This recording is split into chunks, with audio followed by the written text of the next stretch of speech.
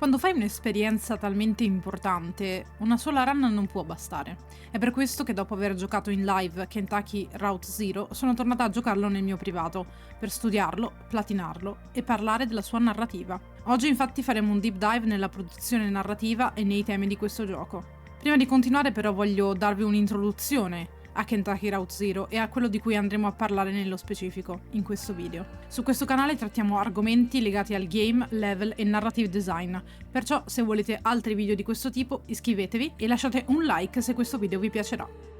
Kentucky Route Zero è sviluppato da Cardboard Computer, pubblicato da Annapurna Interactive in vari episodi usciti a partire dal 2013 che si sono conclusi nel 2020. È un gioco profondamente narrativo, di impronta onirica e con molto realismo magico ed elementi dell'assurdo. È incentrato su minime interazioni e un gameplay principalmente text-based e una narrativa dalla marcata impronta autoriale.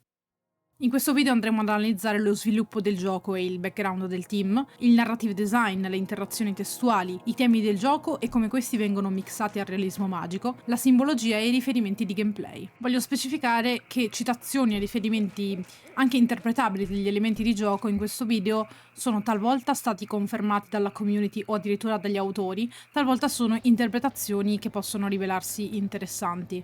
Il mio obiettivo con questo ultimo punto di analisi è principalmente quello di mostrare come la narrativa e il narrative design di questo gioco possa generare interpretazioni e collegamenti al di fuori della dimensione del gioco stesso, comunicando significati e storie con le scelte di design e citazioni. Cardboard computer, and it's just three of us. So my name's Jake Elliott. I'm the writer in the studio, I guess, in the team, and I also do a lot of programming. Tomas and I kind of share programming. It's like art, writing, sound. I was playing music and some touring and making records. I guess I caught Jake in his last year. We were at the School of the Art Institute of Chicago. All three of us were living in Chicago around 2010, I think. Tomas and I wanted to make a video game, and we had a few other ideas before we settled on Kentucky Route Zero. We brought Ben on for the second act, I think, and that was in the spring of that same year because we were somehow managed to release the second act in a few months. Kentucky Route Zero è stato annunciato con una campagna Kickstarter ancora prima di essere pubblicato nel 2011. Nonostante non abbia ricevuto tutti i soldi che il team aveva chiesto, i fondi sono bastati a Cardboard Computer per realizzare l'atto 1 entro il gennaio del 2013. Il gioco è stato poi pubblicato da Annapurna Interactive per concludersi col quinto atto nel gennaio 2020. But that I couldn't really make that work for me. I made a few Flash games, but nobody was interested in buying them for their Portal. And the feedback that I got was that they had too much text and they were too boring and too slow and stuff. And it didn't occur to me at the time that that would be a problem for a Flash game Portal, although it's obvious now. But I ended up having more luck just with these little small Flash games that I was making. I ended up having better luck sort of distributing them as downloads and stuff, and it seemed to, and not trying to coexist, not trying to live on this weird, noisy Flash Portal ecosystem. And that was, that was where we started. After making a couple Flash games, I was able to kind of figure out the basic ideas, like the basic process of translating an idea or a story into a piece of software like a video game. It's not like a science or anything, but just like going through the process a few times, it's like you start to understand how to reason about, how to do that translation. And then Kentucky Route Zero, when Tomas and I, we came back to this, we decided to try to work together on a game again, but this time we had a little bit more experience and a better understanding of like how to see that project through from start to finish. Although we pitched it on Kickstarter and thought we'll do something really big for us at the time, which was like to spend a whole year making a video game. It seemed like a really big time investment. And so, but it ended up being, that's not a very big time investment for making a game. That's a fairly small time investment depending on the scope of what you're trying to get out there. So the game ended up being a lot, it kind of grew both in just through our own kind of interests. Once we started working on it, we found interesting new ideas and it kind of grew, but also it was just a much more complicated project than we had thought it could be at the time when we started on it. So it became this, 9-year project. It would be Friday night, and we'd be like, okay, I bet if we worked all night tonight, I bet we could publish this game tomorrow morning. And we were like, okay. We would work all night, and it wouldn't be quite done. We'd be like, okay, but I bet we could do Sunday. I bet if we kept going, And it didn't end up being possible, so we had to adjust our expectations a little bit. 7 years, with like another 3 years before that. Learned a lot.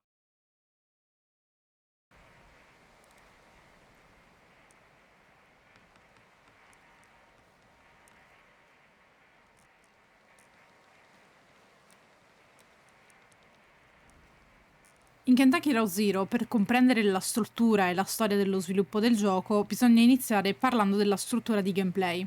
Il gioco è narrativamente diviso in atti, intervallati da intermezzi che costituiscono una sorta di distaccamento dalla storia principale e offrono altri punti di vista. In ogni atto il giocatore sarà in controllo di uno o più personaggi giocanti che si muovono all'interno di singoli livelli, spesso ristretti e ambientati lungo le strade del Kentucky o oltre verso la Rotta Zero.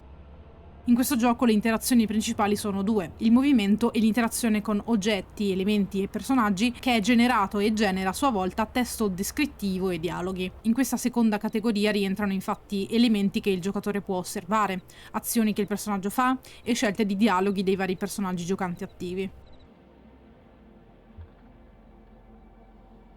Si tratta di un gioco un po' difficile da inquadrare da un punto di vista di level design livelli, ma una distinzione è comunque possibile farla ed è soprattutto utile parlarne per andare a porre le basi non solo di gameplay ma stilistiche su cui si fonda la narrazione e il level design. Solitamente, tranne alcune eccezioni, i livelli degli atti sono strutturati come un'avventura punta e clicca, con una visuale che si muove assieme ai giocatori. La base 3D però permette agli sviluppatori di spaziare di scena in scena giocando con inquadrature in modalità di camera, passando da livelli side-scroller a spazi che si arricciano su se stessi, fino ad intere scene con inquadrature più dall'alto isometriche. Un'altra profonda distinzione che si può notare è il punto di vista e la struttura degli intermezzi, che cambiano quasi sempre di modalità e di gameplay, portando talvolta una struttura simile a livelli degli atti normali, con qualche twist di level design, talvolta a meccaniche interattive in prima persona o a visuale statica, che offrono un distacco di esperienza netto dalla struttura della trama principale. In The Entertainment, ad esempio, il giocatore veste i panni di uno degli attori di una pièce teatrale in prima persona.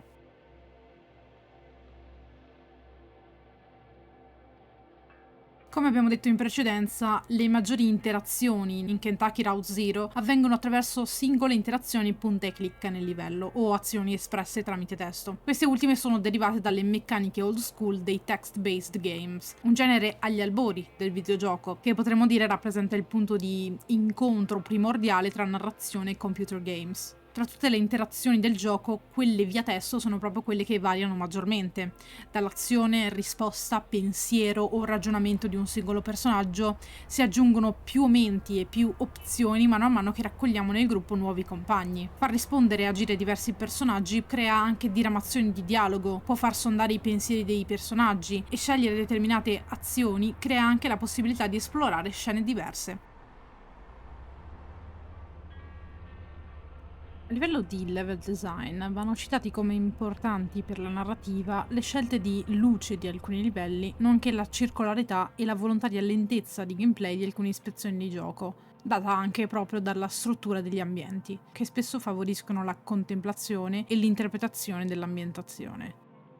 Gli sviluppatori utilizzano tanto anche il cerchio come elemento visuale di menu e forma di level design, a partire dal cerchio degli atti, che rappresenta la struttura temporale di gioco, con gli episodi che iniziano e finiscono in un cerchio continuo, fino alla struttura di alcuni importanti livelli e scene, e addirittura della Rotta Zero.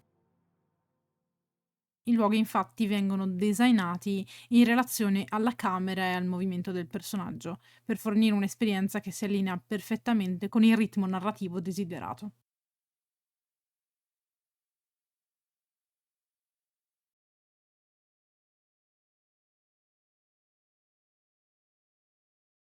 In una conferenza del 2017, il principale scrittore del team, Jake Elliott, spiega come le varie ispirazioni per il design di testi interattivi si siano sviluppate anche a livello storico da una serie di sistemi di scrittura e movimenti artistici che hanno contribuito attraverso gli anni allo sviluppo di pattern di scrittura e poesia, metodi testuali alternativi e sistemi di scrittura randomizzata e autogenerativa.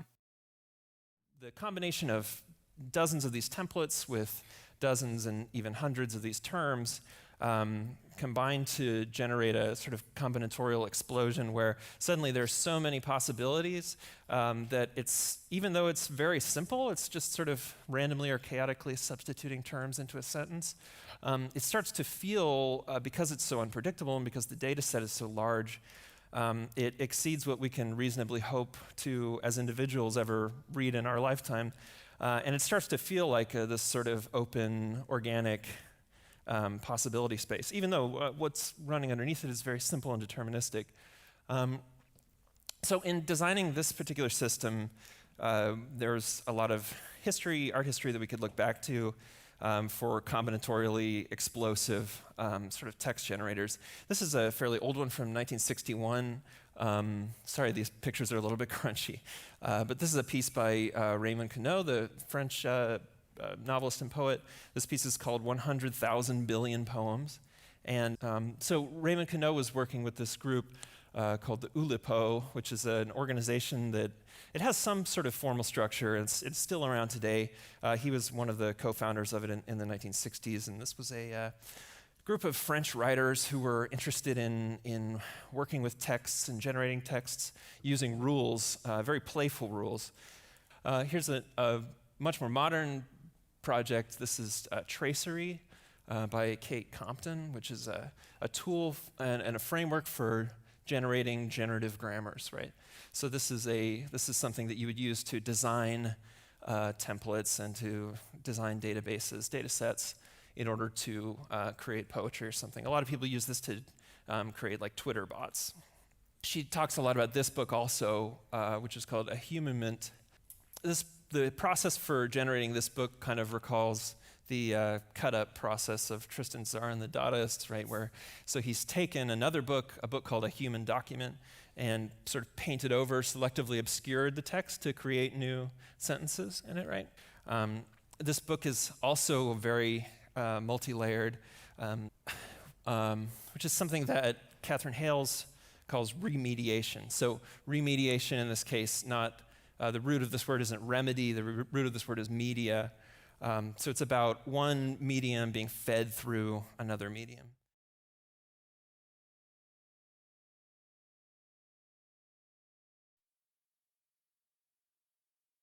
I temi della storia vengono sviscerati dalle scelte dei luoghi, personaggi ed eventi, ma anche da alcune scelte di nomenclatura ed elementi testuali che li portano a opere, cinematografia, arte, letteratura e videogiochi, in un continuo susseguirsi di citazioni e riferimenti che compongono un quadro, potremmo dire, ammaliante quanto intricato.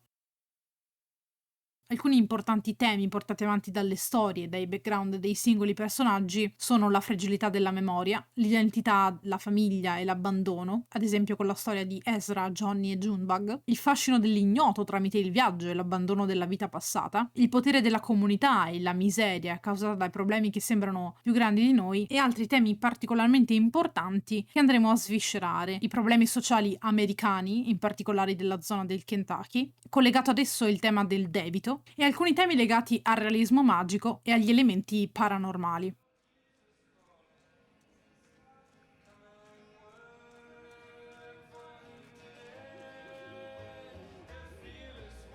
Kentucky Route Zero è un'opera e una storia profondamente americana, con forti radici nella cultura popolare, nella musica folk, nei problemi sociali della regione. Oltre alla visione storica dell'America, il gioco tratta temi molto legati al luogo, temi come la morte per il lavoro, la disparità di reddito e di ricchezza, elementi che sono stati e sono tuttora una parte fondamentale dell'esperienza di vita americana. In relazione agli Stati Uniti del Sud e specificatamente agli Appalachi, in un'intervista Jake Elliott descrive come a volte ci siano idee sbagliate e pregiudizi su come le persone sono viste in quella regione. Pregiudizi come il fatto che agiscono sempre in massa come pecore, o che c'è una sorta di continuità uniforme nei loro valori morali e culturali, ma oltre a queste storie, questi pregiudizi, c'è anche una storia molto importante di attivismo per giustizia sociale e attivismo sindacale. Il gioco infatti è ambientato in un'epoca un po' strana, odierna, che però mescola elementi della Grande Depressione degli anni 30, la crisi del petrolio degli anni 70 e la crisi finanziaria e immobiliare del 2008. Nel gioco si parla molto di una società energetica e un'azienda di estrazione del carbone, elementi e trame che attingono dalla storia della regione e associazioni del lavoro che hanno tentato di resistere alle campagne politiche di grandi compagnie energetiche di estrazione. Jake menziona infatti come il gioco sia in parte fondato su questi temi sociali per aiutare la gente a elaborare queste situazioni e superare la paura derivante da problemi sistemici e culturali che sembrano più grandi di noi. Si ha la sensazione, dice, che queste condizioni in cui viviamo siano inevitabili ed è importante capire e tenere a mente che non lo sono. The ending was meant to feel kind of hopeful, but it is I mean, helpful for sure, but it is a qualified kind of hope too. It's like kind of wanted to say like, yeah, it is possible to. It seems like it's possible for us to move on and build something new, but we have the other part of Act 5 is like, look, we've tried many times before, and it's never worked before, but it is something that we can try again to do now, and that if that's all we have, that's we can start there. I think we can try to fail again, feel better, or we can try to build better or something. So yeah, that's the hope, such as it is.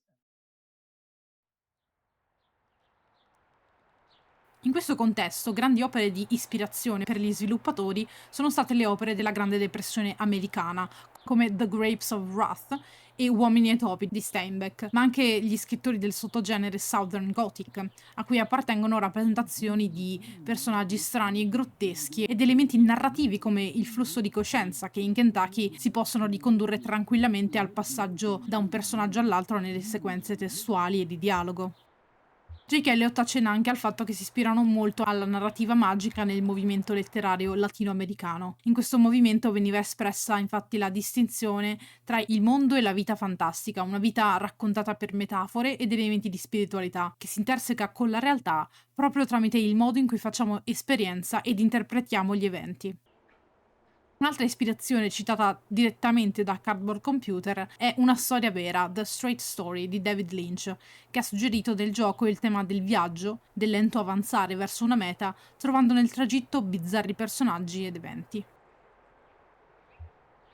Un altro importante tema è quello del debito, che viene sviscerato in maniera forte con Conway e la vicenda della distilleria. Hard Times ha una lunga storia di traffici, debiti con i clienti, come viene mostrato in The Entertainment e nel locale The Lower Depths. La maggior parte dei dipendenti della distilleria è vittima di peonaggio, stessa situazione in cui si troverà il nostro Conway. Questa storia infatti parla di un retaggio molto americano. Il peonaggio o debt slavery si sviluppò negli Stati Uniti soprattutto dopo l'abolizione della schiavitù e consisteva nell'anticipazione di denaro o benefici per poi esigere lavori per retribuzioni minime fino all'estinzione di questo presunto debito.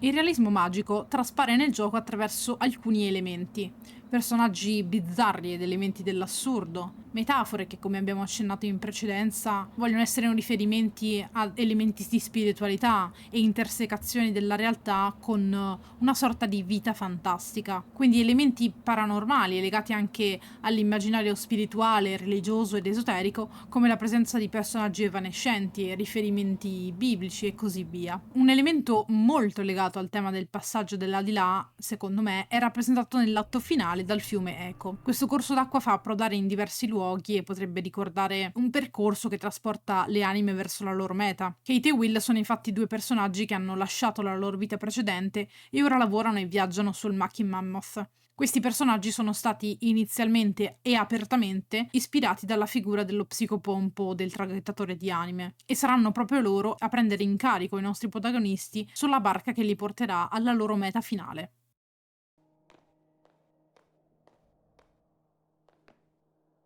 Molti elementi in Kentucky Route Zero contengono riferimenti e citazioni, prima di tutto i protagonisti del viaggio, che si incontrano e si uniscono al gruppo nel corso della storia. Conway è ispirato dal matematico britannico John Orton Conway, che creò l'automat cellulare denominato Game of Life. Le cugine Marquez, invece, e i luoghi che le contraddistinguono hanno diversi riferimenti, primi fra tutti i loro nomi, che citano sia il modello di comunicazione di Shannon Weaver, utilizzato nella teoria dell'informazione e delle comunicazioni, che fa sorridere se pensiamo al loro rapporto con le televisioni nel gioco. Il loro cognome è invece la citazione a Cent'anni di solitudine di Gabriel García Márquez, autore citato di ispirazione dai creatori stessi.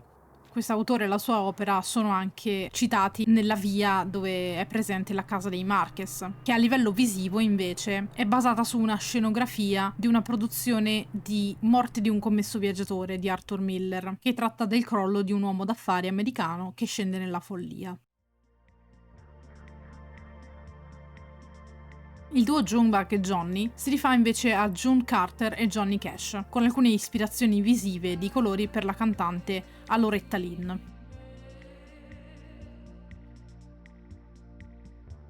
Il cognome di Lula Chamberlain deriva da quello di William Chamberlain, che nel 1984 pubblicò Rector, un programma per la generazione di prosa randomizzata, grazie al quale venne creato e pubblicato anche il primo libro scritto interamente da un programma, The Policeman's Beard is Self-Constructed. Uno dei primi personaggi con cui il protagonista interagisce prende il nome dell'informatico Joseph Weizenbaum, perdonatemi la pronuncia, che creò Eliza, un programma informatico che assumeva le sembianze di uno psicoterapeuta, citato anche nel gioco Psychotherapist che si trova sul computer di Joseph presso EcoSoils. Eliza stesso, assieme al programma ipertestuale Project Xanadu di Ted Nelson, sono stati di ampia ispirazione per un importante elemento di gioco collegato ai personaggi di Joseph, Donald e Lula, ovvero proprio Xanadu, il supercomputer che simula le vite dei suoi creatori tramite un text-based game.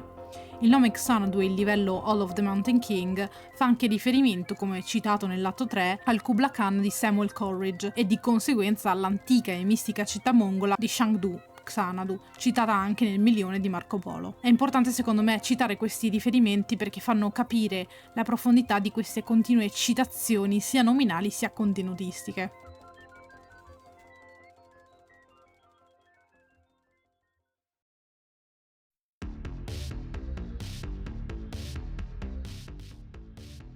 Il senso del narrative design testuale in questo caso è proprio quello di creare modi nuovi per far interagire il giocatore con i dialoghi e gli elementi di testo. In questo senso Kentucky Route Zero ci riesce grazie ad una serie di idee e di implementazioni molto interessanti. In primo luogo quella che potremmo chiamare interazione solitaria, ovvero i dialoghi testuali senza un vero interlocutore, come ad esempio Conway e Shannon che parlano con il cane senza che lui possa rispondere, o come quando avvengono telefonate senza che si possa sentire appieno l'interlocutore dall'altra parte. Questo tipo di interazioni forniscono modi per esplorare il personaggio tramite il testo, conoscerlo di più e creare un alone di mistero attorno ad alcuni eventi assurdi. Un altro punto è l'intromissione dei personaggi giocanti. Come abbiamo detto in precedenza, possono intervenire a nostra scelta nelle interazioni testuali, talvolta decretando azioni diverse da compiere. E questo non è solo un metodo di conoscenza del personaggio, ma anche un esercizio di stile narrativo, come in un flusso di coscienza, in cui tutte le voci concorrono al dialogo ed il giocatore decide quale scrivere, potremmo dire. Un altro punto importante sono i pensieri o giocate multiple, come nella scena con Kate e Ezra che raccolgono funghi. Si tratta di vere storie dentro le storie, simili anche alle intromissioni dei pensieri del personaggio o ai flashback mentre avviene una conversazione.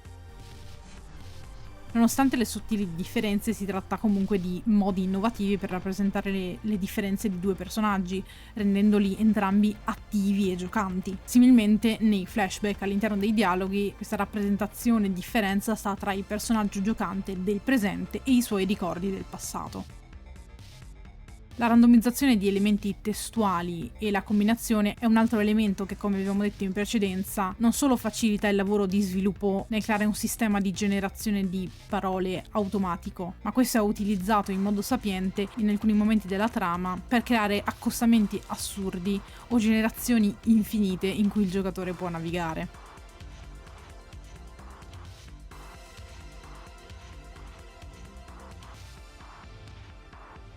Un ultimo punto su cui voglio soffermarmi è l'utilizzo di parole chiave per mandare avanti la narrazione. Un metodo di interazione che è usato nell'ultimo atto in particolare, che utilizza parole chiave all'interno del dialogo che il giocatore può cliccare per far continuare il testo, ricollegandosi ad una continuazione che dipende dal significato della parola stessa e dal suo collegamento all'interno del testo. Questo è un modo per far pensare il lettore non solo al significato della parola, ma anche alla sua interpretazione e sonorità all'interno del testo che sta leggendo.